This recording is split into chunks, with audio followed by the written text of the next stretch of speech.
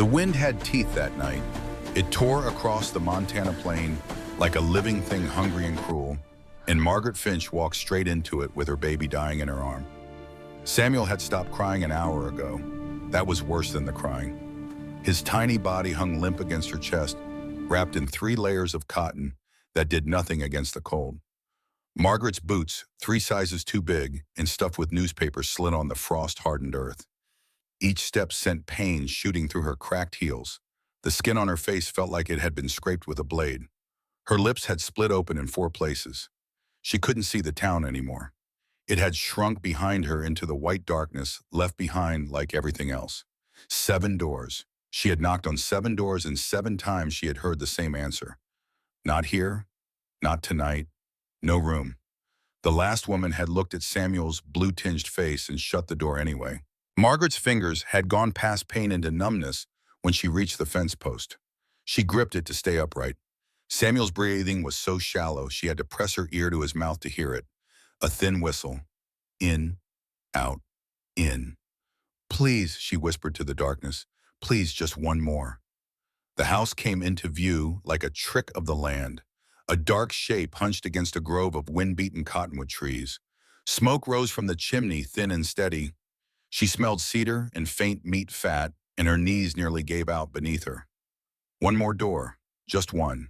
She lifted her hand to knock, but her knuckles had stiffened with cold. She had to use the heel of her palm instead. Once. Twice. The sound was dull and weak against the wood. No sound came from within. Margaret almost turned away. Her vision had started to narrow at the edges. Samuel's tiny chest barely moved. Then the door creaked open. A man filled the frame. Tall, broad across the shoulders, his beard unkempt and flecked with hay. Behind him, lamplight threw long shadows across rough plank floors. His eyes didn't widen at the sight of her. They narrowed slow and steady, taking her in like a puzzle he didn't much care to solve. Margaret forced out a whisper. Please, just a night. His gaze dropped to the bundle clutched to her chest. She loosened the shawl just enough for him to see Samuel's face. Pale, waxy, sleeping or worse. The man stepped aside. Come in, he said. The heat hit her like a slap. It brought tears to her eyes, sudden and stinging. The room swam in her vision. Wood stove near the center, rough planked floor, a cot along the far wall, a table with 1 chair, a kettle hissing softly. He shut the door behind her without a word. Sit. He pointed to a stool near the stove. Warm the child. Margaret's legs folded beneath her. She sat before she began to hands shaking as she peeled back the layers of cloth from Samuel's body. His skin was waxen, his lips purple. But as the warmth touched him, he stirred. Squirmed, gave a faint cry. Relief bent her shoulders forward. She closed her eyes and pressed her cracked lips to his forehead. Just for a moment, just to feel him alive. You walked far. The man's voice was low. Rough from disuse like gravel tumbling in a creek bed. Margaret opened her eyes. He stood with his arms crossed, shadows shifting as the fire popped in the stove. Hard eyes, but not cruel ones. Town turned me out, she said. Her voice cracked on the words. They said no room. He didn't answer, just stood there watching. The silence stretched long enough that she thought he might change his mind, might ask her to leave after all. What's his name? He asked finally. Samuel. She kept her chin high. And I'm Margaret. He nodded once. There's stew left. I'll get it. He moved with quiet efficiency, ladling broth and meat into a tin bowl. He handed it to her with a spoon worn thin from use. She took it with both hands, grateful and ashamed. The stew was hot enough to burn. She didn't care. She ate 3 spoonfuls before her stomach cramped from the richness. Samuel had fallen asleep against her chest, his breathing deeper now. Regular. You got others? The man asked. Margaret's face twisted. She nodded. 3. Left with neighbors 2 counties east. I was trying to get to them. You aim to walk the rest of the way. I didn't think it through. The admission tasted bitter. I just left. He didn't call her foolish, didn't ask questions he had no business asking. He watched her eat, then gave her a blanket from a trunk in the corner. The cot was his, but he didn't offer it. She understood. You can stay the night, he said. No more promises than that. Margaret nodded. She curled on the floor near the stove, baby tucked close. The heat seeped into her bones, brought back the ache of hunger, the sting of lost pride. But Samuel breathed steady now, and she was still alive. She closed her eyes and let the sound of the blade shaving wood be the last thing she heard. James Finch sat by the fire with his grandchildren clustered at his feet. The oldest, a girl of 12, with her grandmother's eyes, leaned forward.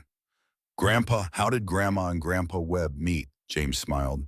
The years had etched deep lines around his mouth, but his eyes were still sharp. He looked at the three young faces watching him and saw his mother's courage in their bones.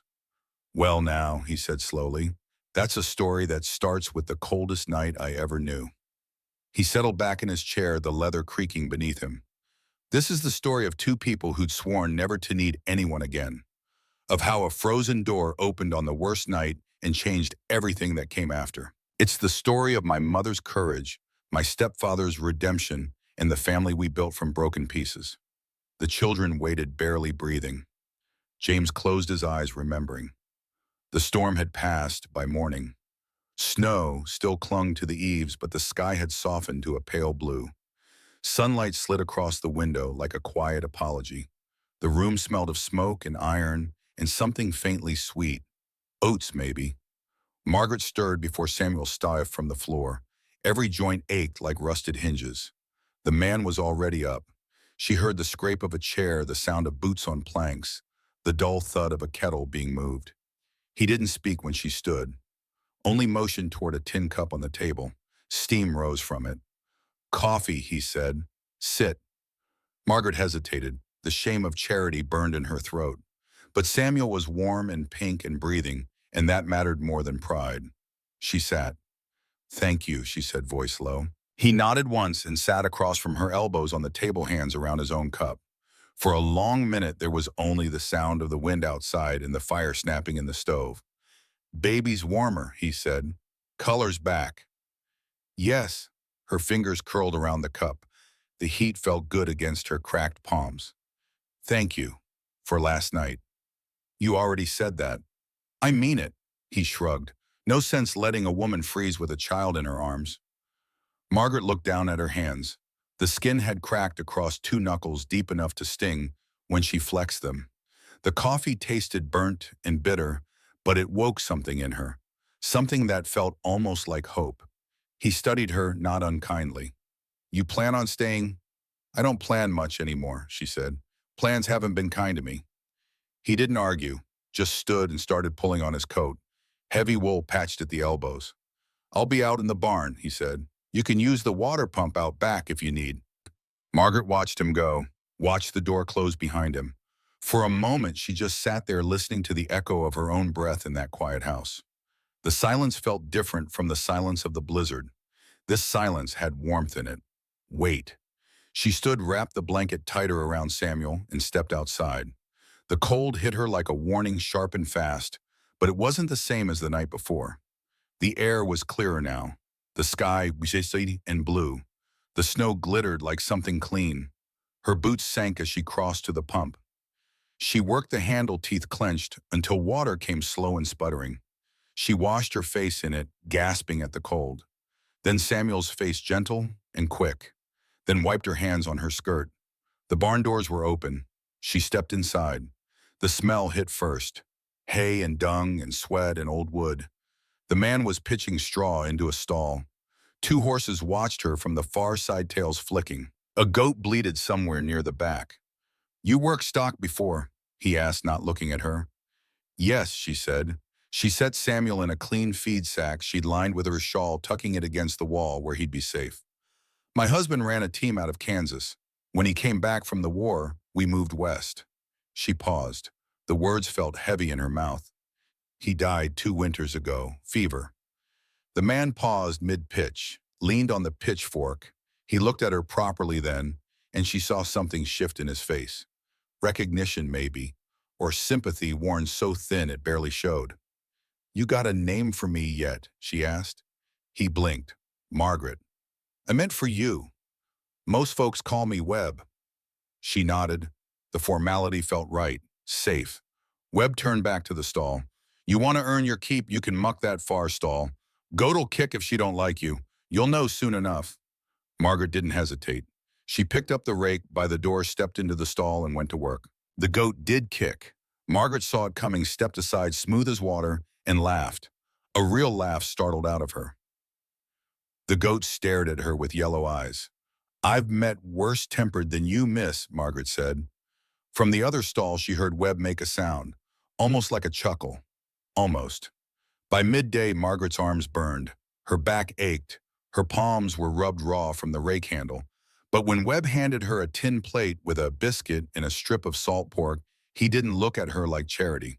He looked at her like someone pulling her own weight. Baby sleeping, he asked. Like a rock. Good, he'll need it. They ate in silence. The wind had died down. She could hear birds now faint in the trees. Webb leaned back in his chair, eyes on the window. I don't keep company, he said. Not for long. Margaret looked at him. His hands rested on the table, scarred and calloused. Hands that had built things, broken things, buried things, maybe. I'm not looking to stay where I'm not wanted, she said. You're not unwanted. He paused, jaw working like the words cost him something. Just I got used to being alone. Margaret set down her plate. I got used to leaving. They didn't speak after that, but the silence felt different. Not empty, just waiting. The days fell into a rhythm. Margaret rose with the dark, the air still heavy with night cold. She wrapped Samuel tight and tied him to her chest with her shawl, then stepped into the work like it was something she owed the ground itself. Hauling water, feeding stock, sweeping the porch. Webb never told her what to do exactly, just left the shed door open. Tools leaned where she'd find them. That was his way. He didn't talk much, but she came to learn the sounds of him. The thump of boots crossing the porch, the long creak of the barn doors at dawn, the sound he made in his throat when a saddle strap slipped through his fingers. He was a man of plain habits, like the land itself, hard, honest, and not easily moved. One afternoon, after she'd washed Samuel with melted snow and tucked him in the sun near the window, Margaret found herself splitting kindling by the stump. Her hands were blistered thumb, wrapped in an old scrap of cotton. The hatchet bit deep into the wood, sharp and sure. She paused only when she heard the soft crunch of boots behind her.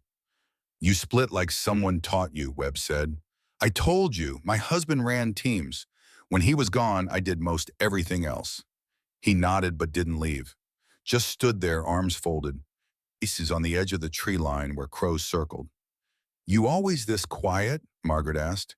He gave a half shrug. Talk don't get the firewood chopped. She sat on the stump, wiping her brow. Sometimes it helps, though. Webb exhaled through his nose. Maybe. I've never been much for filling silences. Margaret looked down at the axe in her hand. The handle was smooth from years of use. She wondered whose hands had worn it down before hers. You got family? She asked. He didn't answer right away. His jaw tightened. She thought he might walk away. Had a brother, he said finally. Died in the Snake River flood back in '89. Mother passed before that. Father was a drunk who took off before I could grow a mustache. Margaret didn't flinch. She just nodded. I had a sister, younger, ran off with a traveling preacher when she was 16. I haven't heard from her since. Preachers, Webb muttered. Men with answers and no roots, she said. She liked that kind. She liked anything that wasn't home. They sat a while in the fading light. The sky turned gold behind the trees. Samuel's soft breath drifted through the open window. Somewhere out beyond the ridge, a coyote called. You going to keep heading east? Webb asked. Margaret didn't know how to answer. Her mouth opened, then closed. The truth was complicated, messy. I don't know, she said finally. I want my other children back. I want them somewhere safe, warm. But I'm tired, Webb. I'm tired of knocking on doors. He looked at her then, really looked. Not with pity, but with something quieter. Respect, maybe, or recognition. You could stay through spring, he said. Helps short in calving season. Margaret studied his face, the set of his jaw, the quiet offer behind the words. I'd pull my weight, she said. I know. And Samuel, he didn't hesitate. He stays too. She nodded, then looked away so he wouldn't see what it meant to her. The sky darkened.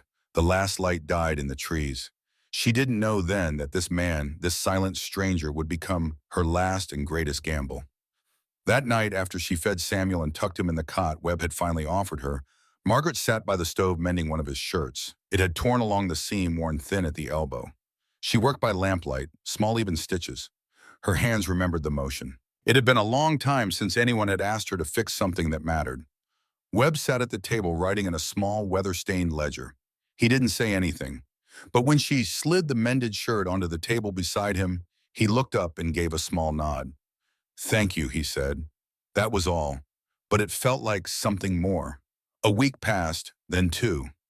Margaret learned the layout of the ranch. 480 acres, Webb told her, not much, but it was his. The house sat on a rise overlooking Rosebud Creek. Water rights, he said, were worth more than gold out here. She learned other things, too. Webb took his coffee, black and scalding. He checked the locks on the doors twice before bed. He whittled every night the same slow scrape of blade on pine, but he never made anything. Just shaved the wood down to nothing. One morning she found him at the road box a mile from the house. He was staring at a letter in his hand, face dark as a storm. "Bad news?" she asked when he returned. He sat heavily at the table, didn't speak for a long moment. "Territorial Tax Office," he said finally, "says I owe $480 in back taxes. Got 90 days to pay, or they auction the land." Margaret's stomach dropped. "That's a fortune." "It's a lie."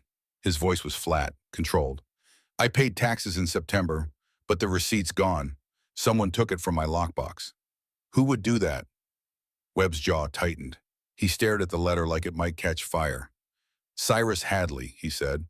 The name meant nothing to Margaret, but the way Webb said it, cold and sharp, told her everything she needed to know. "Who's that?" "Man who owns the Hadley Cattle Company, downstream." Webb stood paced to the window. "He's been trying to buy me out for years. Needs my water rights. Every time I say no, he finds a new way to squeeze." "What will you do?" Webb turned. His eyes were hard, determined. "Sell horses to the army. Fort Keogh pays $80 a head for broke mounts. I've got 8 ready, 4 more I can break by spring." Margaret did the math in her head. 12 horses, $960, enough to pay the taxes and have margin left. "Breaking 4 green horses in 90 days, she said slowly. "That's dangerous work." "It's the only work I've got." She looked at him, at the set of his shoulders, the way his hands gripped the edge of the table. "I can help," she said. He shook his head. "You got a baby to mind." "Samuel sleeps, and I've worked horses before. Not breaking, but gentling. My husband taught me some." "This ain't your fight." Margaret stood, stepped closer. "You gave me shelter when nobody else would. That makes it my fight." They stared at each other. The air between them felt charged, electric. Webb nodded once. "All right, but you do exactly what I say around the green ones. They'll kill you if you ain't careful." "I don't die easy, Mr. Webb." His mouth twitched, almost a smile. But neither of them knew that Cyrus Hadley was already sharpening his knives. And Margaret had just stepped into his sight. The next morning, Margaret was in the corral with Webb working a roan mare. The air was crisp and cold, the sky pale blue. Samuel slept in his sling against her chest, bundled tight. The mare circled the pen, nostrils flaring. Webb stood in the center rope, loose in his hand, voice low and steady. "Easy now, easy." Margaret watched from the rail, the way he moved. Patient, deliberate. He didn't force the horse, just waited for her to choose. The sound of hooves made them both turn. 3 riders coming up the road. Fast. Webb's face went hard. "Get inside. Take Samuel." "What? Now?" Margaret didn't argue. She ran for the house, heart pounding. Inside, she moved to the window and watched. The riders pulled up in the yard. The man in front dismounted, smooth and easy, like he owned the ground beneath his feet.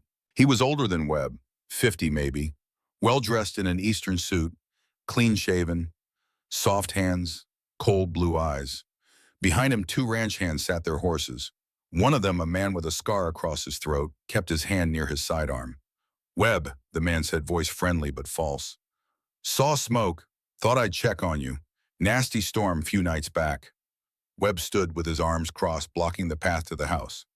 "Storm's past. I'm fine." The man glanced at the corral, at the fresh work. "Breaking horses, heard about your tax trouble. Shame about that lost receipt." His smile was a knife. You wouldn't know anything about that, Webb said. Careful with accusations, Webb. Men have been sued for less. The man paused. I'm here to help, actually. My previous offer stands. 5,000 for the property. That'd clear your debt and set you up somewhere else. I ain't selling. The man's smile faded. Pride's expensive. You sure you can afford it? His eyes drifted to the house, to the window, to Margaret. She stepped back, but not before he saw her. Got yourself a woman now. The man's voice took on a leering tone. Didn't think you the type, Webb. Webb stepped forward, dangerous. You got business stated, otherwise you're trespassing. The scarred man's hand drifted to his sidearm. Tension crackled in the air. The well-dressed man raised his hand. Easy, Vance. He looked back at Webb. No trouble intended, just friendly advice. Winter's long, lot can happen, barn fires, stock wandering off, accidents. Webb's voice dropped to a growl. Get off my land. The man mounted his horse, slow, deliberate. Think about my offer, Webb. It's generous now. Won't be forever. He glanced at the house again, at Margaret. That's a pretty woman you got there. Be a shame if anything happened to her. Then he turned his horse and rode away, the two ranch hands following. Margaret emerged from the house, Samuel clutched tight to her chest. Who was that? Webb's jaw was so tight she could see the muscle jumping. The man who wants to take everything I got. She saw murder in his eyes. Without thinking, she touched his arm. Caleb?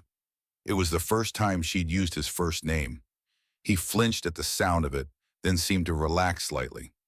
He saw you, Webb said. His voice was hollow. That's bad. Why bad him? Because now you're part of what he wants to take. Margaret's heart hammered. She should leave. It would be safer, smarter, but the thought of walking back into that blizzard, of knocking on more doors, of hearing more no's, made her want to scream. I got nowhere else to go, she said, and I ain't running from men like him anymore. Webb looked at her. Really looked. She saw something in his face she hadn't seen before. Fear, maybe, or something close to it. This could get ugly, he said. Then we better get those horses broke fast. That night, Margaret sat at the table with pen and paper. Her hands shook as she wrote, Dear Mr. and Mrs. McAllister, I hope this letter finds you and the children well. I have found work and shelter in Montana Territory. I am safe. Please tell James, Eliza, and Robert that I think of them every hour. I will send for them as soon as I am able. Please keep them warm, keep them fed. I will make this right. Yours in gratitude, Margaret Finch. She folded the letter, sealed it with candle wax. When Webb came in from checking the stock, she showed it to him. Can you post this tomorrow? He took the letter, read the address. Miles City, that where your other kids are? Margaret's throat tightened. Yes, 3 of them. I left them when I couldn't feed them anymore. Webb's expression was unreadable. He set the letter on the table. I'll post it, he said, but she caught the way he looked at her, the questions in his eyes, the doubt. She'd told him part of the truth, but not all of it, and secrets in winter have a way of freezing solid until they crack open and cut deep. The reply came 6 days later. Margaret heard the horse before she saw it. She was in the barn mucking the far stall while Samuel slept in his sling. The sound of hooves on frozen ground made her stomach clench. She stepped to the door, wiping her hands on her apron. Webb was already at the road box, pulling out an envelope. Even from a distance, she could see the tension in his shoulders. He walked back slowly, reading. His face gave nothing away. McAllister's? Margaret asked when he reached the barn. He handed her the letter without a word. Her hands shook as she unfolded it. Mrs. Finch's children are well enough. James asks about you daily. Eliza cries at night. Robert has forgotten your face, I think. We can keep them through winter, but come spring we'll need compensation or they'll go to the workhouse. $50 would cover till May. Please advise. Regards, E. McAllister. The paper crumpled in Margaret's fist. $50. She had nothing. Less than nothing. You got $50? Webb asked quietly. No. The word came out broken. I got nothing. Silence filled the barn, just the sound of horses shifting in their stalls and wind rattling the slats. Webb stared at the ground. His jaw worked like he was chewing on something bitter. We sell the horses, there'll be extra after taxes, he said finally. I can spare 50. Margaret's head snapped up. You'd do that? Why, kids shouldn't be in a workhouse. The simplicity of it nearly broke her. She opened her mouth to thank him, but no words came. Her throat had closed up tight. Webb cleared his throat, uncomfortable with their stare. We got work to do. That roan won't break herself. He walked past her into the corral. Margaret stood there, letter clutched to her chest, Samuel warm against her heart. For the first time since Daniel died, she felt something that almost resembled hope. But she didn't know that 50 miles away in a wood-paneled office in Miles City, another letter was being written. A letter that would change everything. The days blurred into hard work and small kindnesses. Margaret rose before dawn, the cold so sharp it made her lungs ache. She'd light the stove, start coffee, then step outside into darkness that felt alive. Webb was already up. She'd find him in the barn, pitching hay or checking the pregnant bay mare. He never said good morning, just nodded once and handed her whatever tools she'd need. They worked the horses in shifts. Webb took the dangerous ones, the green colts that kicked and bucked and screamed. Margaret handled the gentling, the slow work of earning trust. She was good at it, better than Webb expected. One morning she had a sorrel gelding eating from her hand within 20 minutes. Webb watched from the fence, arms crossed. Your husband teach you that? He asked. Some, the rest I learned on my own. She stroked the gelding's neck. Daniel was good with the breaking, the force part, but I always thought you catch more flies with honey. Horses ain't flies. No, but they remember kindness, same as people. Webb didn't answer, but she saw him nod just slightly. That night, Margaret found a pair of leather gloves on the hook by the door. New, well-oiled, sized for smaller hands. Webb was at the table whittling. He didn't look up when she put them on. They fit, he asked. Perfect. Good. She wanted to thank him, to say something that would match the weight of the gesture. But Webb had already gone back to his wood blade, scraping in that slow meditative rhythm. So Margaret just wore the gloves. And the next morning she baked biscuits using the last of the lard and a pinch of salt she found in a tin. The recipe was her mother's. She hadn't made them in years. Webb ate 3, didn't say a word, but she caught the tiny smile at the corner of his mouth, and that was enough. 2 weeks after the tax letter arrived, Margaret was splitting kindling when she heard it. A low rumble, distant but growing closer. Thunder number wrong season. She set down the axe and walked to the fence line. Webb emerged from the barn, wiping his hands on a rag. What is it? She called. Cattle, moving fast. They came into view moments later. 20 head, maybe more, running hard across the open plain, straight toward Hadley's land. Webb's face went dark. That's my stock. How did they get out? He was already moving long strides toward the pasture fence. Margaret followed Samuel, bouncing against her chest. The fence line had been cut, clean, deliberate. 3 rails down, wire snipped. Webb crouched, running his fingers over the cut ends. Wire cutters, recent, this morning probably. Margaret's heart hammered. Hadley, can't prove it, but yeah, he stood jaw tight. Those cattle are worth $12 a head. That's near $240 wandering onto his land. By the time I get them back, he'll claim damages, trespass fees. That's theft. That's how men like Hadley work. Legal on paper, crooked as sin underneath. Webb walked the fence line, checking for more damage. Margaret watched the horizon where the cattle had disappeared. The land stretched out forever, indifferent and vast. What do we do? She asked. Webb's hands curled into fists. Fix the fence. Get the stock back before he files a claim. He looked at her, and we break those horses faster. That afternoon they worked until dark. Webb in the corral with a bucking roan. Margaret repairing fence, Samuel tied to her back in the sling. Her hands ached from gripping the wire. Her shoulders burned, but she didn't stop. Just before sunset, Webb got thrown. The roan twisted mid-buck, caught him off balance. He hit the ground, hard, rolled, came up on one knee. Margaret was over the fence before she thought. Are you hurt? I'm fine. But he wasn't. She could see it in the way he held his left shoulder. The tight line of pain around his mouth. Let me see. It's nothing. Caleb. He flinched at his first name, but he let her touch his shoulder fingers, gentle through the fabric of his shirt. She felt the joint, careful and methodical. Nothing broken. Badly bruised probably. Maybe a torn muscle. You need to rest this, she said. Can't afford to rest. You can't afford to break yourself either. Their faces were close.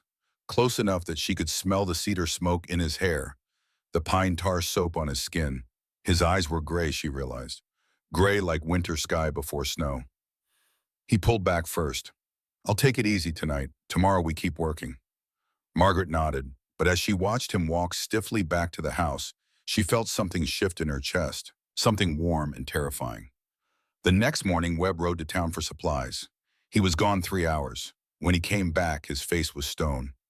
What happened? Margaret asked. He dismounted slowly, favoring his bad shoulder. Storekeeper won't give me credit anymore. Says Hadley called in some favors. Says I'm a bad risk. Margaret's stomach dropped.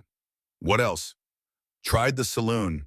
Pastor at the church. Same story everywhere. He tied his horse to the rail, movements sharp with anger. They're all saying the same thing, that I'm harboring a fugitive, a woman running from debts and the law. The words hit Margaret like a slap. What? Hadley's been spreading stories about you.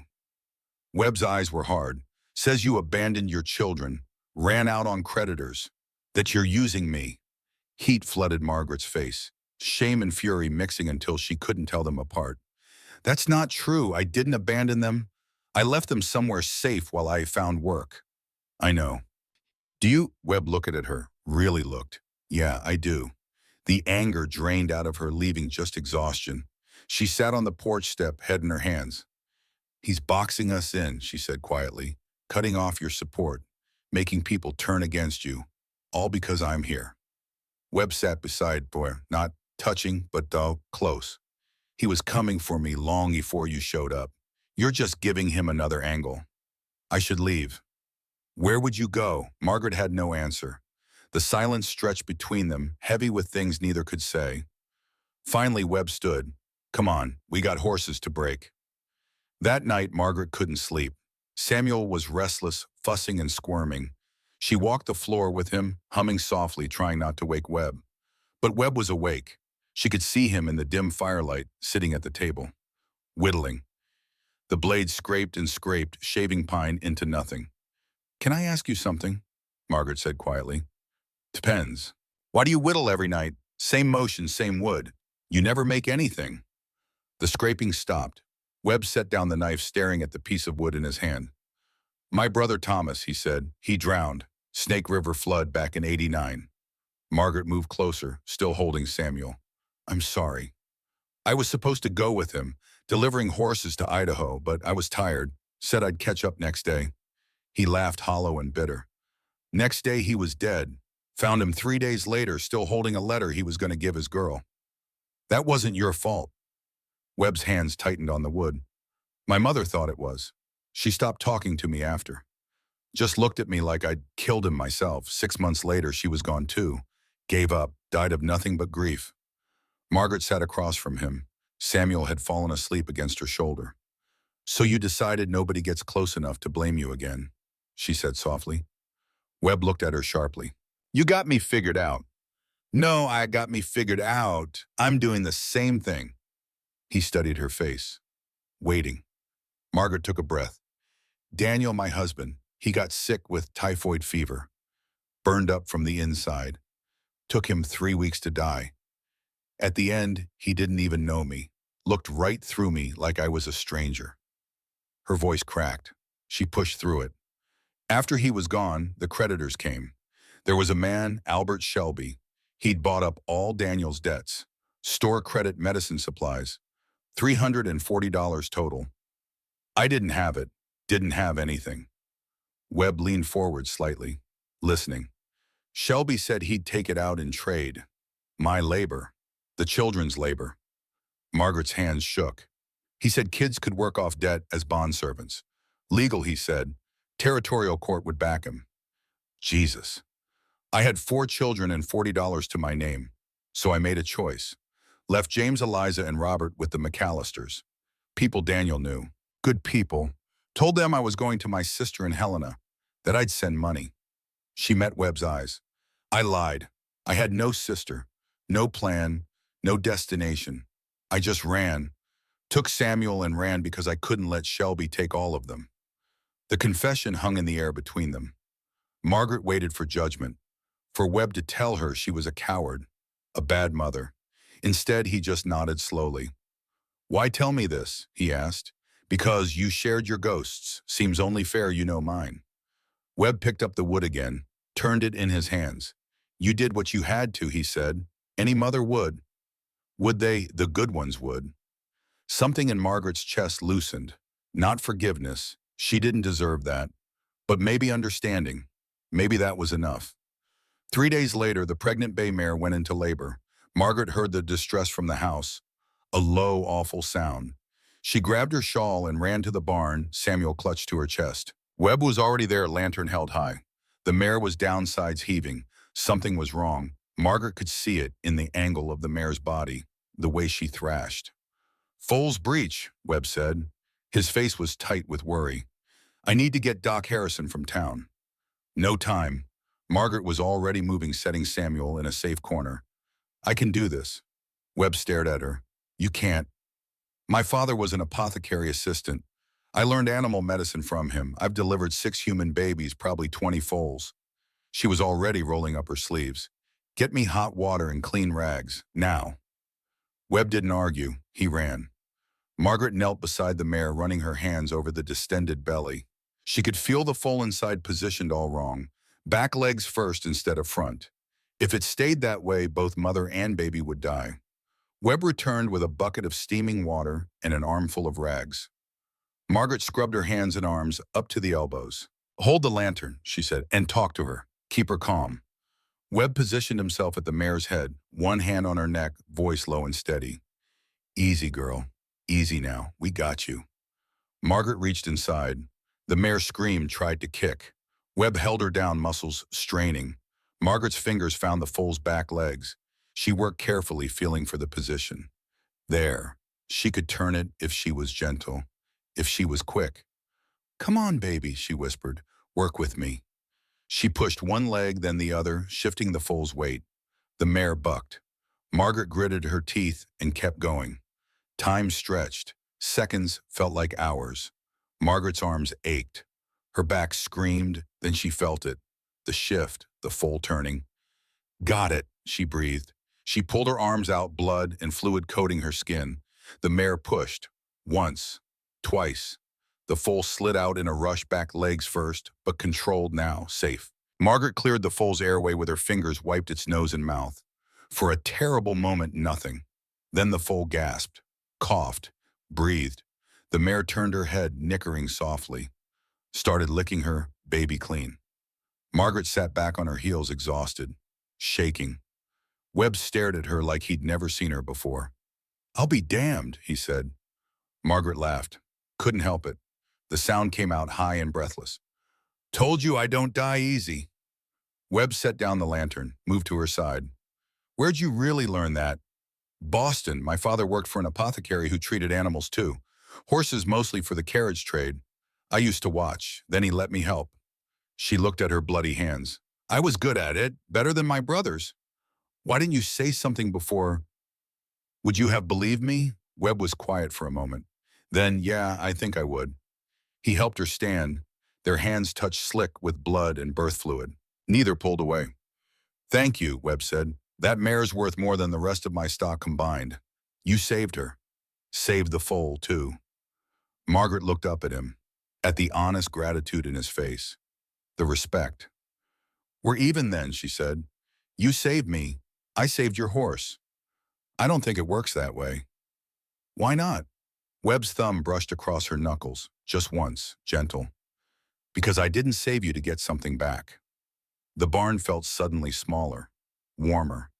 Margaret was acutely aware of how close they stood, of the smell of him, cedar and leather and honest sweat. She should step back, put distance between them. But she didn't want to. "Caleb," she whispered. He leaned down, just slightly, his breath warm on her face. Then Samuel cried. The spell broke. Margaret pulled away, moving to the corner where her baby fussed and squirmed. She picked him up, soothed him, didn't look at Webb. "I should get him inside," she said. "It's late." "Yeah." But neither of them moved, not right away. The air between them still thrummed with what hadn't happened, with what might. Finally, Margaret walked to the barn door, stopped, looked back. Caleb. Yeah, thank you for trusting me. He nodded once, and in that nod she saw everything he couldn't say, everything she felt too. She carried Samuel into the night, heart hammering. Behind her she heard Webb return to the mare murmuring softly, taking care.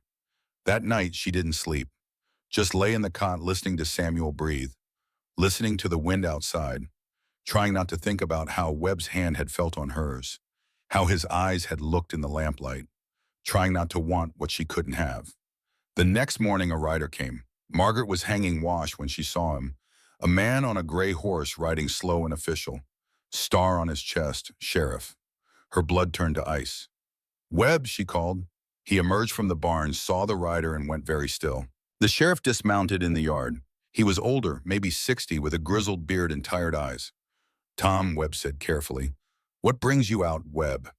The sheriff nodded, then his eyes moved to Margaret. Mrs. Finch, Margaret Finch. Margaret's throat closed.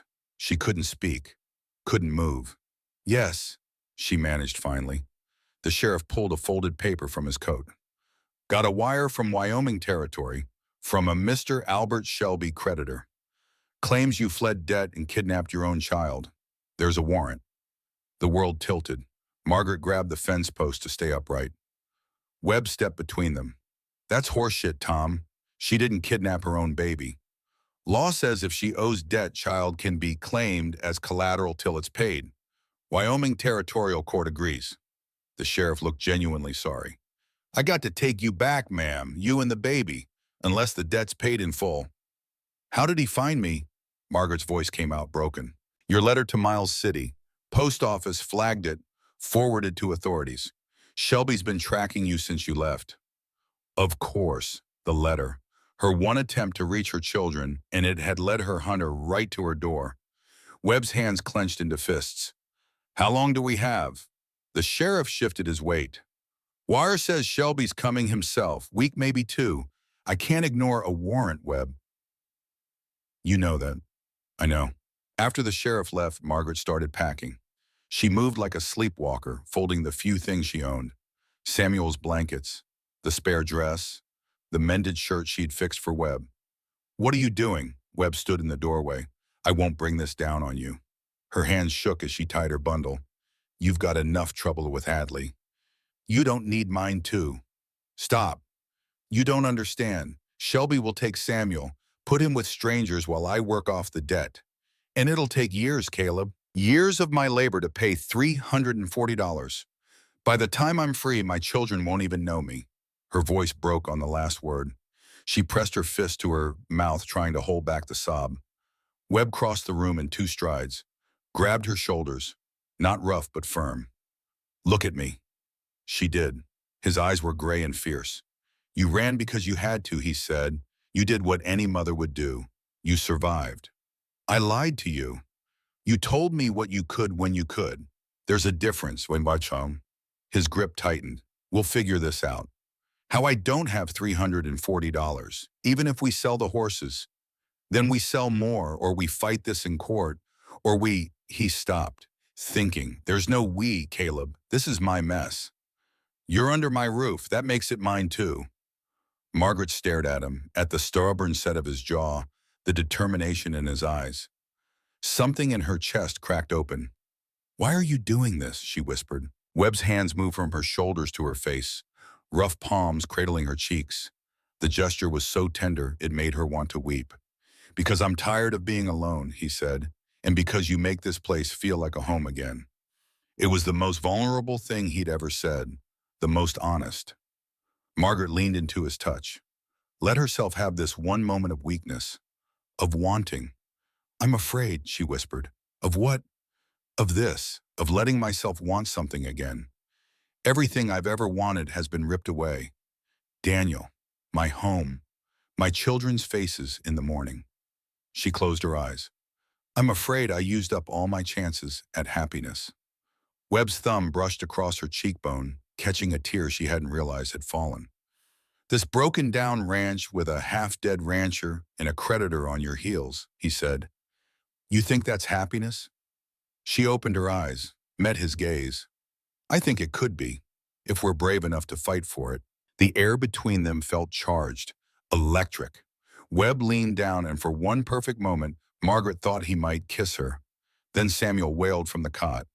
They pulled apart. Margaret went to her baby, picked him up, soothed him. Webb stood by the door, hands clenched at his sides. We'll figure this out, he said again. Quieter now. I promise. Margaret wanted to believe him, wanted it so badly her chest ached, but she'd learned not to trust promises. Promises were just words, and words had never saved her before. 5 days passed. 5 days of brutal work. Webb pushed himself too hard, shoulder injury be damned. Margaret worked beside him, trying to ignore the clock ticking down in her head. Shelby was coming. With every sunset he got closer. They broke 2 more horses. That made 10 ready to sell. 4 more still green. Time was running out on both fronts. The 90-day tax deadline. Shelby's arrival. Margaret felt like she was drowning in slow motion. On the 6th day, they found the cattle. 3 of them dead in the water trough. Poisoned. Webb stood over the bloated corpses, face like stone. Margaret stayed back, one hand over her mouth. That's $240 of stock, Webb said flatly. Gone. Hadley. Yeah, and I still can't prove it. He walked to the water trough, examined it. Found white powder residue on the rim. Arsenic, probably. Enough to kill cattle, but not enough to taint the whole water supply. Calculated. Professional. Cruel. He's escalating, Margaret said. Webb turned to her. For the first time since she'd known him, she saw real fear in his eyes. Not fear for himself, fear for her. We need to be careful, he said. Lock the doors at night. Don't go anywhere alone. If you see riders, I know. But knowing didn't make her feel safer. Hadley was circling closer, and they both knew it. The poison was a message. Next time it might not be cattle. That night, Margaret lay in the cot, unable to sleep. The house creaked in the wind. Every sound made her jump. Samuel slept against her chest, oblivious to the danger pressing in from all sides. She heard Webb get up, the scrape of his chair, the sound of him moving to the door, checking the locks, then checking them again. She understood suddenly why he whittled every night. It was the same reason she couldn't sleep, the same reason her hands never stopped moving. If you stayed busy enough, you couldn't think about what you'd lost or what you stood to lose. Margaret closed her eyes and tried to pray, but the words felt empty. God hadn't listened when Daniel was dying, hadn't listened when she'd begged for a way to keep her children. Why would he listen now? 2 days later, the wagon came. Margaret saw it from the window, a fancy rig pulled by matched bays, a man in a brown suit riding alongside on a gray horse. Behind them, a territorial marshal in uniform. Her heart stopped. Caleb, she called. Her voice came out strangled. Webb came to the window, took one look and swore. Stay inside, he said. No. Margaret, he's here for me. I won't hide. She walked out onto the porch, Samuel in her arms. Webb followed, rifle in hand, but not raised. Not yet. The wagon stopped in the yard. The man in the brown suit climbed down. He was thin, weaselly, with small eyes and a mouth like a trap. Margaret recognized him instantly. Albert Shelby. Mrs. Finch? His voice was oily, false friendly. You've led me on quite a chase. Margaret's arms tightened around Samuel. I don't have your money, Mr. Shelby. Then you'll come back to Wyoming. Work it off. The child will be placed with a Christian family until the debt is satisfied. No, the marshal stepped forward. Older, weathered, with sympathetic eyes, but a job to do. Ma'am, I got papers here. Legal and binding. The debt is valid. The warrant's legal. Webb moved to Margaret's side. She ain't going anywhere. The marshal's hand drifted to his sidearm. Sir, I'd advise you not to interfere. This is a legal matter.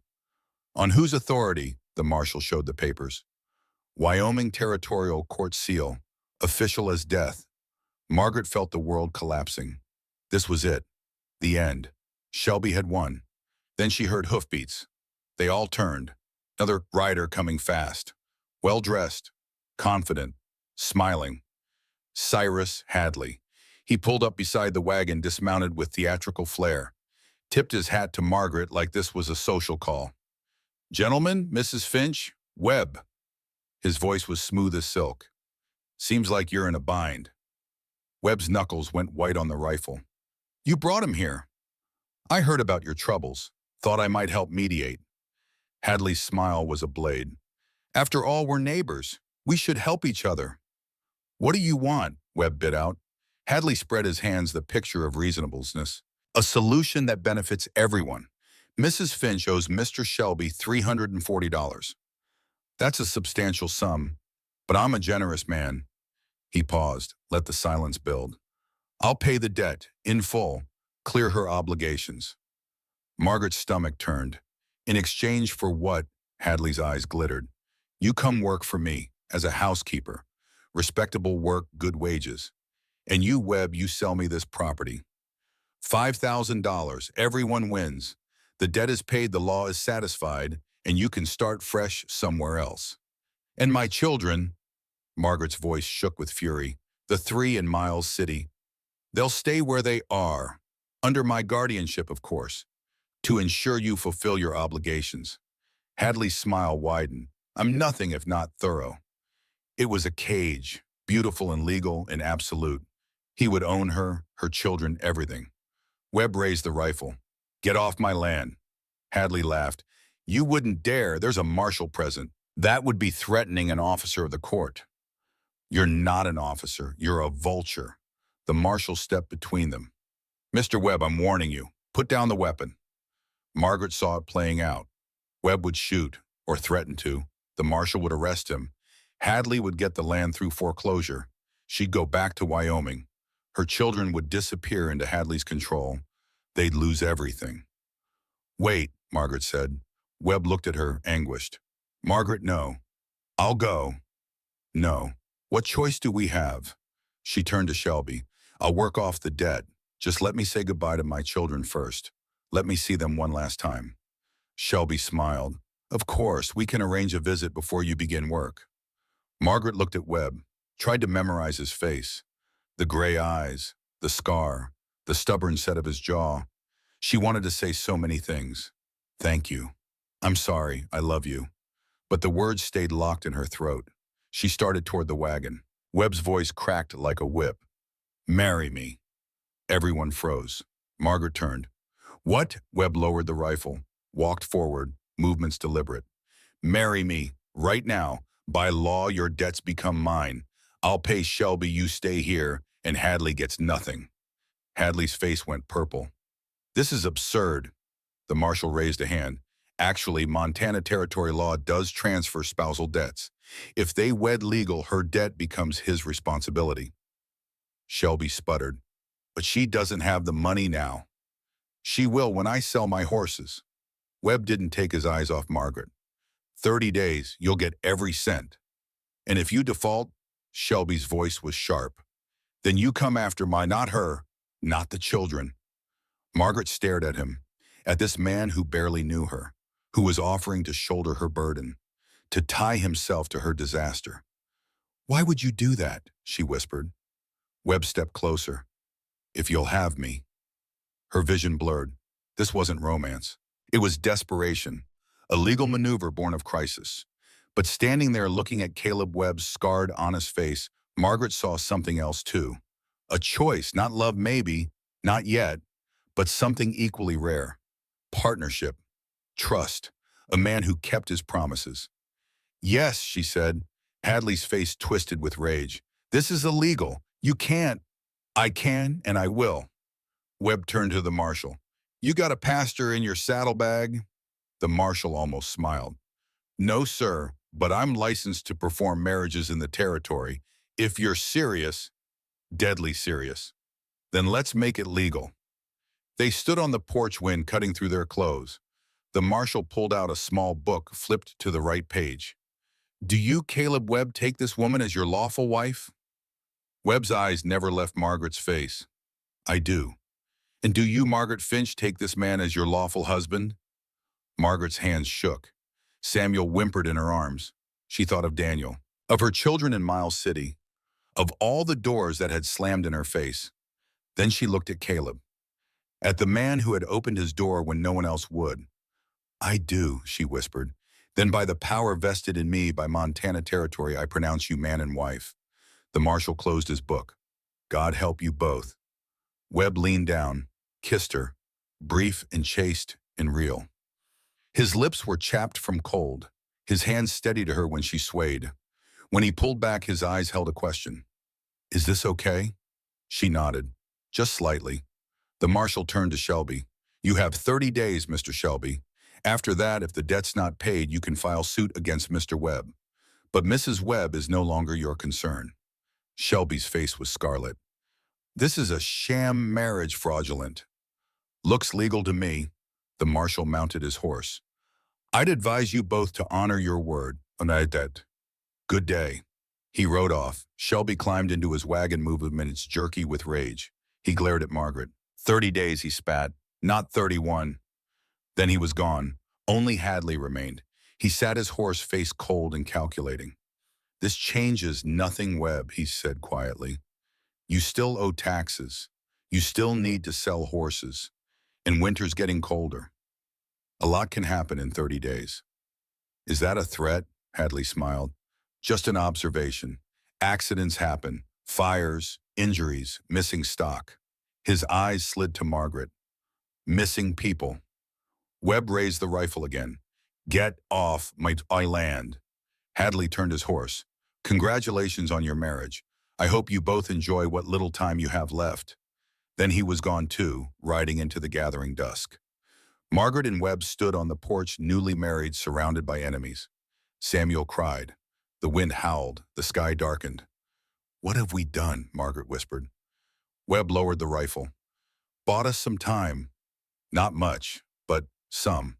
And after 30 days, he looked at her, really looked. Then we fight." But a proposal born of desperation is still a cage, Margaret thought, unless both choose to unlock it together. And she wasn't sure they could. Wasn't sure she even knew how. That night they slept in the same bed for the first time. Not touching. Both clinging to opposite edges. The space between them felt like a canyon. Outside in the darkness, Hadley's men watched. Waited. Sharpened their knives. The clock was ticking. And they were running out of time. The first week of marriage passed in silence. Margaret slept on one edge of the bed, Caleb on the other. A canyon of space between them. They worked side by side during the day, breaking horses, repairing fences, preparing for winter. But at night, they became strangers again. She wanted to bridge the gap, wanted to reach across that empty space and touch his hand. But fear held her frozen. What if he regretted it? What if this was just charity with legal papers? On the 8th day, Margaret woke to find Caleb's side of the bed empty. She heard him outside chopping wood in the pre-dawn darkness. The rhythm was furious, angry. She wrapped a shawl around her shoulders and stepped onto the porch. "Caleb," he didn't stop. The axe bit into wood, split it clean. Again, again. "We need to talk about the horses," he said without looking at her. "We got 12 ready to sell. Need to get them to Fort Keogh by week's end." "That's not what I want to talk about." The axe paused mid-swing. "Then what?" Margaret stepped closer. "Are you sorry that you married me?" Caleb set down the axe, turned to face her. In the gray light, his eyes were unreadable. "No," he said. "Are you no? Then what's the problem?" Margaret wrapped her arms around herself. "I don't know how to do this. Be married to someone who married me out of duty. It wasn't just duty. Then what was it?" Caleb was quiet for a long moment. When he spoke, his voice was rough. "I wake up every morning afraid I'll fail someone again. That I'll say tomorrow and tomorrow won't come. So I stop promising anyone anything. Even myself.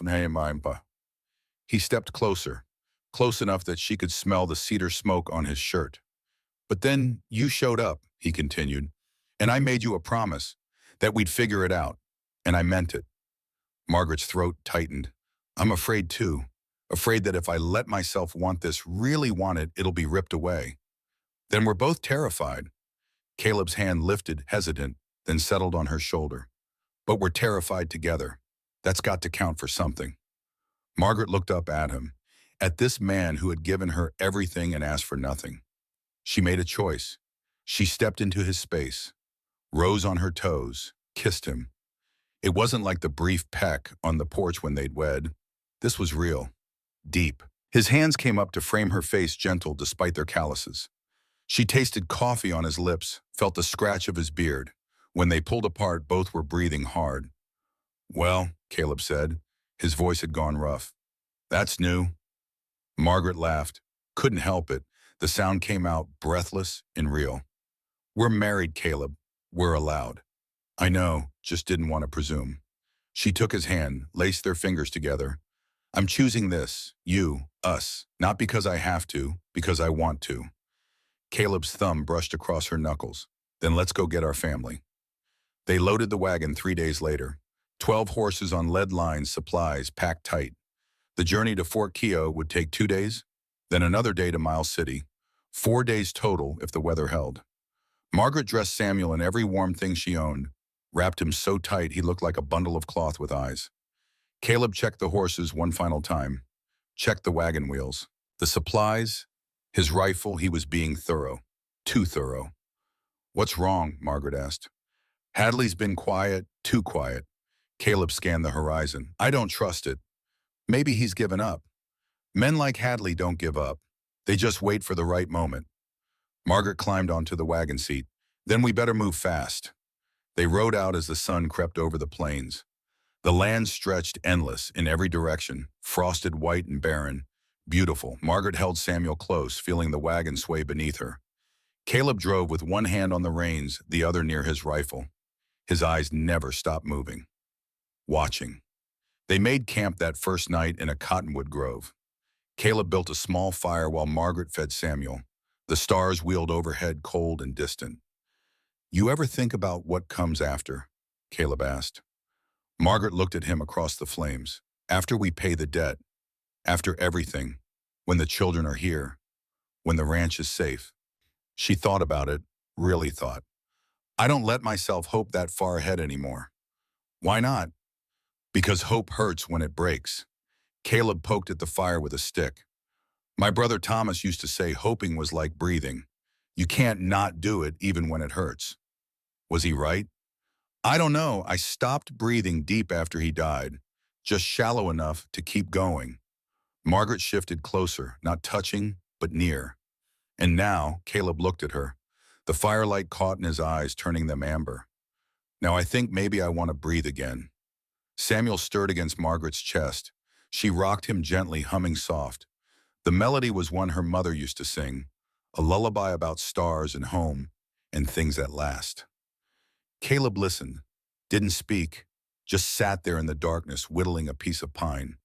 But she noticed his hands had slowed, the blade barely moving. Maybe he was learning to be still, to let the quiet be enough. They reached Fort Keogh late the next afternoon. The fort sat squat and solid against the plains, American flag snapping in the wind. Soldiers drilled in the yard. Smoke rose from the mess hall. Caleb drove the wagon to the quartermaster's office. A grizzled sergeant came out, looked over the horses with a practiced eye. "These the mounts you wired about Webb?" "Yes, sir. 12 head, all broke to saddle."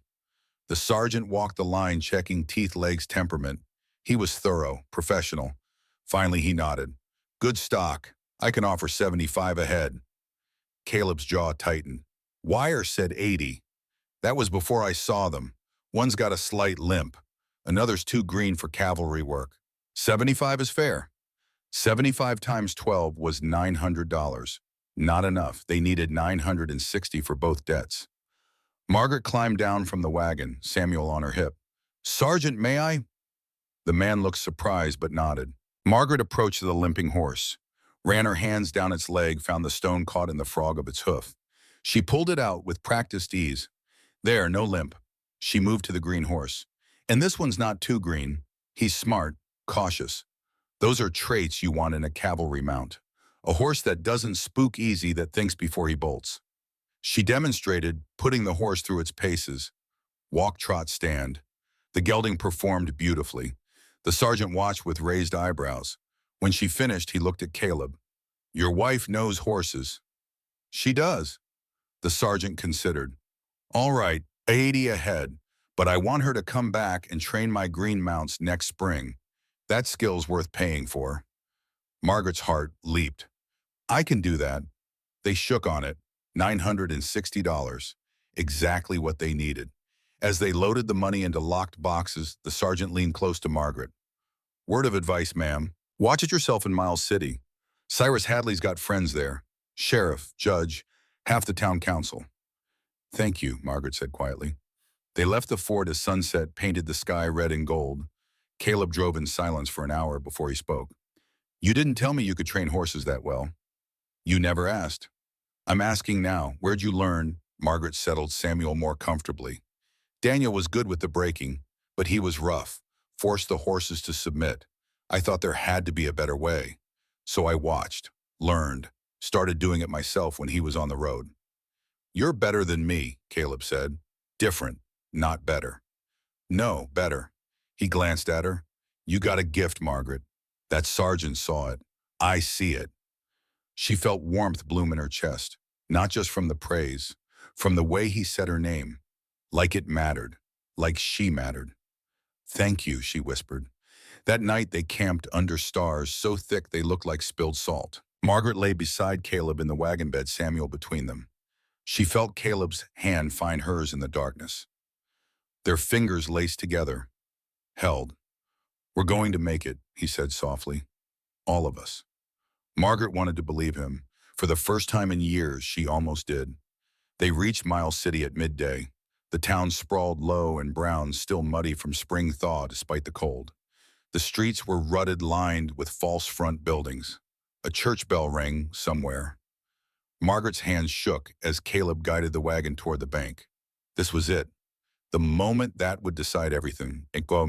Inside the bank was dim and smelled of ink and old paper. A clerk looked up from his desk. Help you. We're here to pay a debt, Caleb said. Owed to Albert Shelby by my wife Margaret Webb. The clerk's eyes widened slightly. I see. Let me get the manager. He disappeared into a back room. Margaret held Samuel tight, feeling the weight of watching eyes. Other customers stared, whispered. The manager emerged, a thin man with wire spectacles and nervous hands. Behind him came another figure, Cyrus Hadley. Margaret's blood turned cold. Hadley smiled. Webb, Mrs. Webb, what a pleasant surprise. This is bank business, Caleb said. Nothing to do with you. On the contrary, Hadley produced a piece of paper. Mr. Shelby sold me the debt 2 days ago, so your wife's obligation is now to me. The room tilted. Margaret grabbed the counter to stay upright. You can't do that, she said. I can, and I did. Perfectly legal. The debt is mine, and I'm calling it due. Today. Caleb stepped forward. We had 30 days. That was Shelby's arrangement, not mine. Pay now or I take this to court. And when I win, I'll take your wife your land and those brats you're so desperate to collect. Rage flooded through Margaret, red and hot and blinding. Before she could think, she stepped between Caleb and Hadley. You want your money, fine. She opened the money box, started counting bills. $340, every cent. Hadley's smile faltered. He hadn't expected them to have it. Where did you get this? He demanded. Sold horses, legal and fair. Margaret slapped the bills on the counter. Count it, witness it. The debt is paid in full. The bank manager stepped forward, looking nervous. I'll need to verify. Verify it then, Caleb said. We'll wait. The manager counted twice. Finally, he nodded. $340 exactly. He made a notation in his ledger. The debt is satisfied. I'll prepare the discharge papers. Hadley's face went purple. This is fraud. That money was obtained illegally. Are you calling the United States Army corrupt? Caleb's voice was deadly quiet. Because that's who bought our horses. Fort Keogh quartermaster. You want to file a complaint? Take it up with them. Hadley's jaw worked. He looked from Caleb to Margaret to the bank manager. Then he turned and walked out without another word. But Margaret saw the rage in his eyes, the promise of violence. This wasn't over. They found the McAllister house at the edge of town, a small white building with a sagging porch and thin curtains. Margaret's heart hammered as Caleb helped her down from the wagon. You ready? He asked. She nodded, couldn't speak, couldn't breathe. Caleb knocked. A woman answered, wide-hipped, red-handed, with a hard face that might have been pretty once. Mrs. McAllister. Margaret, not warmly, just acknowledgement. Mrs. McAllister, I've come for my children. The woman's eyes flicked to Caleb, to the wagon, to Samuel bundled against Margaret's chest. They're not here. Margaret's world stopped. What? McAllister's moved to Oregon last week. Couldn't keep them anymore. Sent the children to the territorial workhouse 3 days ago. No, no, no, no. Margaret swayed. Caleb caught her elbow, steadied her. Where's the workhouse? His voice was steel. The woman pointed. East side of town, past the stockyards. But you'll need papers. Legal claim. They don't just hand over children. We have papers. Caleb pulled out their marriage certificate. She's my wife. Her children are my responsibility. The woman shrugged. Tell it to the warden. The door closed. Margaret stood on the porch shaking. 3 days. Her children had been in that place for 3 days. Come on. Caleb took her hand. Let's go get them. The workhouse was a low brick building surrounded by a chain-link fence. Margaret could hear children's voices inside, crying, shouting. Her babies were in there. She ran for the door. Caleb caught up, matching her stride. Inside, the air was thick with the smell of lye soap and unwashed bodies. A man sat at a desk, thick-necked and bored. Help you. I'm here for my children, James Eliza and Robert Finch. The man consulted a ledger. They're wards of the territory now. You abandoned them. Can't just come back and claim them. I didn't abandon them. I left them with family while I found work. Margaret's voice shook with fury. I'm married now. We have money. We can provide for them. Don't matter. Wards is wards. You want them back, you need a court order. Caleb stepped forward, placed both hands on the desk, leaned in. My wife just paid $340 to clear her debt, he said quietly. We rode 4 days to get here, and we're not leaving them without those children. You can get them now, or I can go over your head to the territorial governor. Your choice, or no. The man's eyes narrowed. You threatening me? I'm giving you options. A long stare. Then the man sighed. Let me check with the warden. He disappeared into the back. Margaret paced, unable to stand still. Samuel whimpered, sensing her distress. She rocked him, humming, trying to calm them both. 20 minutes passed, then 30. Finally, a door opened. A woman emerged, thin and sharp-faced. The warden. Mrs. Finch? Mrs. Webb, now, yes. The warden looked at the marriage certificate, at Caleb, at Margaret. The Finch children have been here 3 days. We've received a complaint that they're difficult, the older boy especially. Margaret's heart clenched. What did he do? Fought back when guards tried to separate the siblings. He's in isolation. Isolation. James was 8 years old and locked in isolation. Get him out, Margaret said. Get all of them, now. The warden's mouth thinned. I'll need to verify your claim. That could take days. Margaret stepped forward. She was smaller than the warden, thinner, worn down by hardship. But something in her face made the other woman step back. My son is 8 years old, Margaret said, each word precise as a blade. You've locked him in isolation for trying to protect his siblings. You get him out right now, or I swear to God I will tear this building apart brick by brick. The warden blinked. Mrs. Webb, I must insist. Now. Caleb moved to Margaret's side. She means it, and I'll help her. The warden looked between them, saw something that made her decision. Fine, but if there's any complaint, any issue, I'm reporting this to the authorities. Report away, Margaret said. They brought James out first. He was thin, too thin. Bruises darkened his arms. His eyes were hard, defensive, far too old for 8. Then he saw Margaret. His face crumbled. Ma. Margaret dropped to her knees. Baby, oh my baby. James ran into her arms, buried his face in her neck. His whole body shook with fury. Ma, I thought you forgot us, he choked out. I thought we weren't worth coming back for. Never. Margaret held him so tight she thought her ribs might crack. Never, never, never. I came back. I told you I would. Eliza came next. Smaller than Margaret remembered, with her hair hacked short. Her dimples showed when she saw her mother. Mama. Then Robert, silent, uncertain, holding a guard's hand. He looked at Margaret like she was a stranger. Robert.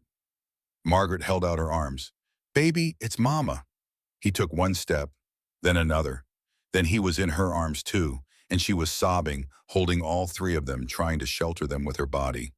Caleb stood back. giving them space. But Margaret reached out, grabbed his hand, pulled him into the circle. "This is Caleb," she told her children. "He's my husband now, your stepfather. He's going to take care of us." James looked up at Caleb, suspicious, protective. "You good to my ma?" "I try to be," Caleb said honestly. "You hurt her. I'll kill you." James, Margaret gasped, but Caleb just nodded. "Fair enough. I'd expect nothing less." Something passed between them, an understanding. James's shoulders relaxed slightly. Eliza tugged on Caleb's sleeve. "You got a house." "I do, with land, horses, a barn, room for all of you." "Can we stay forever?" Caleb looked at Margaret. She nodded, eyes swimming. "Forever," he said. They loaded the children into the wagon. Robert fell asleep immediately exhausted. Eliza chattered nonstop, trying to fill the silence with words. James sat rigid, watchful, one arm around his sister. As they left Miles City, Margaret looked back once, saw Hadley standing on the street corner, watching. His face was cold, calculating. She turned forward, held Samuel close. Caleb's hand found hers on the wagon seat. "He's not done," she said quietly. "I know. What do? We go home. We get these children safe. Then we finish this." The journey back took 3 days. They camped under stars, built small fires, ate beans from tins. The children slowly thawed. Eliza told stories about the workhouse, chattering to process her fear. Robert stayed close to Margaret, relearning her face. James helped Caleb with the horses, soaking up attention like dry earth soaks rain. On the second night, Robert climbed into Caleb's lap. Spontaneous, trusting. "Mr. Webb." "Yeah, bud. Can I call you Pa?" Caleb went very still. Margaret saw his throat work, swallowing hard. "I'd be honored," he managed. Robert settled against his chest, thumb in his mouth. Caleb's arms came around him, gentle and sure. Margaret's heart broke open. Right there, cracked wide with love and gratitude and hope, she thought dead. This was what she'd been fighting for. Not survival, but this. Family. Home. A man who held her children like they were precious. That night after the children slept, Caleb and Margaret sat by the fire, his arm around her shoulders, her head on his chest. "I love you," she said. Simple. True. Caleb pressed his lips to her hair. "I love you too." It wasn't desperate, wasn't born of crisis, just honest.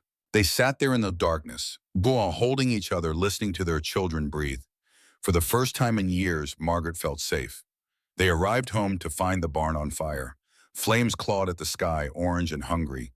Smoke billowed black. The horses screamed. "No!" Caleb leaped from the wagon, sprinting toward the inferno. Margaret grabbed James. "Take your siblings to the house. Lock the doors. Don't come out." "But Ma, go!" She ran after Caleb. The heat hit her like a wall, searing her lungs. Caleb was already inside, leading the pregnant bay mare out. The animal's eyes rolled white with terror. "The others!" Margaret shouted. "Trapped, back stall!" Margaret didn't think. She grabbed a blanket, soaked it in the water trough, wrapped it around her shoulders and head. Ran into the flames. The smoke was blinding, choking. She felt her way along the stalls, found the latch by touch. Opened it. 2 horses bolted past her, fleeing for the door. She moved deeper. Found the last stall. The goat was inside, bleeding in panic. Margaret grabbed her, tucked her under one arm, turned to run. A beam fell, crashed down between her and the door. Fire leaped up, cutting off escape. Margaret's heart stopped. This was it. She was going to die here. Then Caleb was there, lifting the beam with strength born of desperation. "Go now." She ran. The goat thrashed and kicked. Margaret held on, lungs burning, vision narrowing to a tunnel. She burst into fresh air, gasping. Fell to her knees, coughing. The goat scrambled free. Caleb emerged seconds later, clothes smoking. He collapsed beside her. They watched the barn burn, watched a year's worth of work and hope turn to ash. When the fire finally died, only the stone foundation remained. Everything else was gone.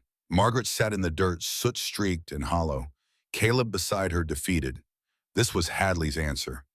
His final move. "We can't prove it was him," Caleb said hoarsely.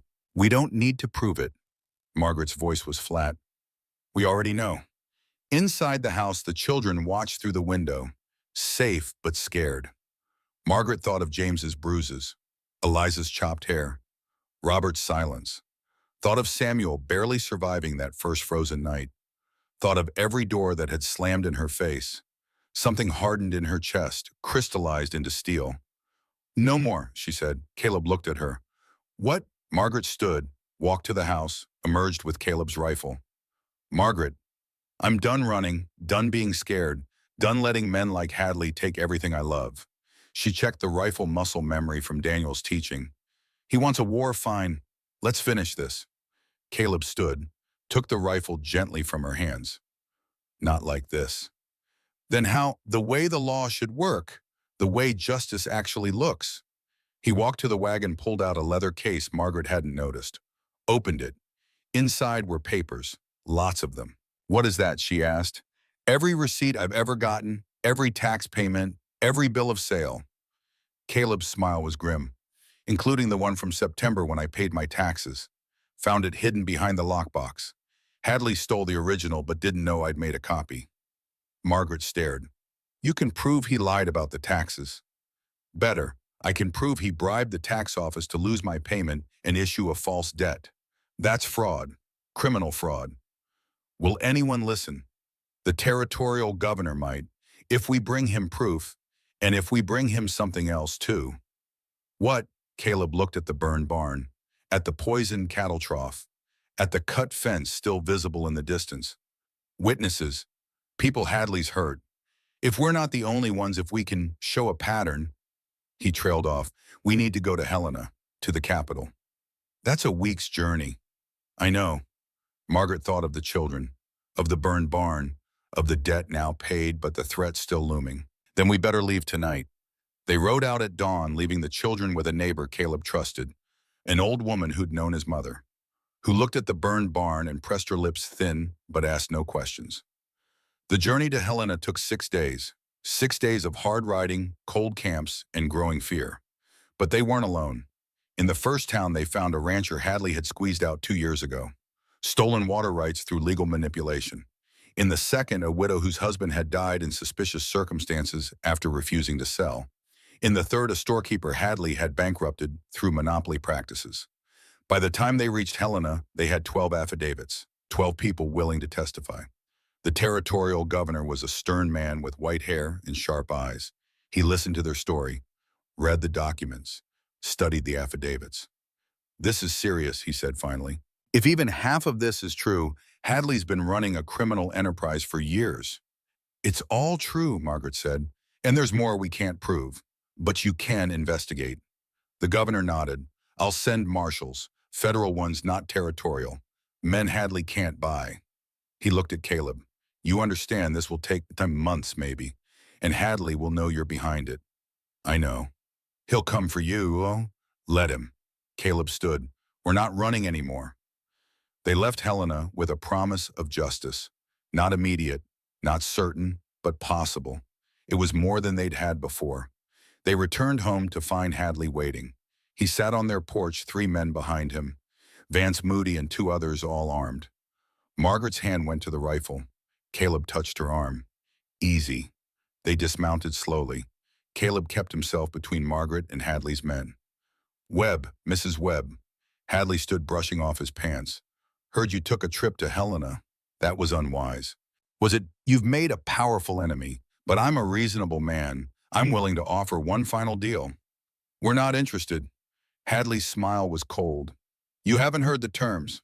Sign over the land, take $5,000, leave Montana. I'll drop all complaints, all investigations. You and your family walk away alive. And if we refuse," Hadley's smile widened, "then your barn wasn't the only thing that burns. Houses burn, wagons burn, people." Vance Moody's hand drifted to his gun. Margaret stepped forward, past Caleb, straight up to Hadley. "You want to threaten my family?" Her voice was quiet, deadly. "Go ahead, but know this. I've got nothing left to lose. You already took my husband, my home, years of my life. But I'm still standing, and I will bury you before I let you touch my children."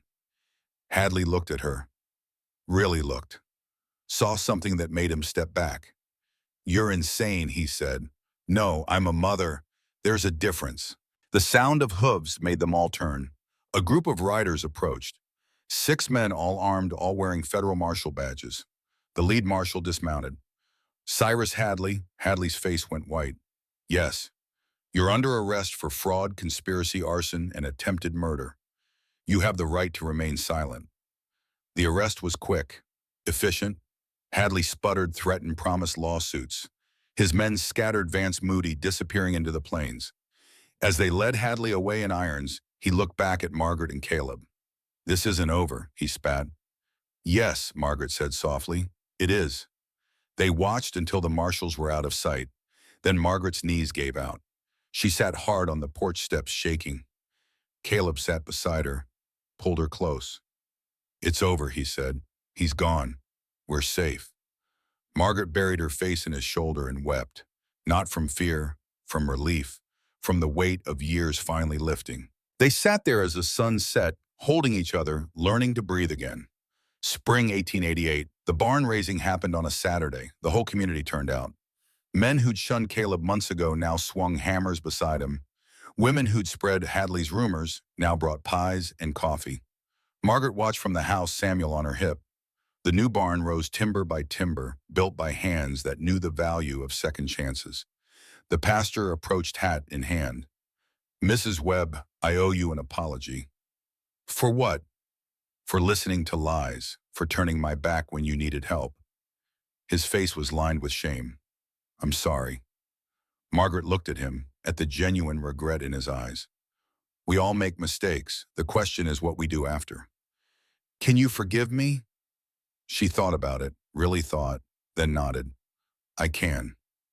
By sunset, the barn stood complete, smaller than the old one, but solid, built by a community trying to make amends. Caleb found Margaret on the porch at twilight, pulled her close, kissed the top of her head.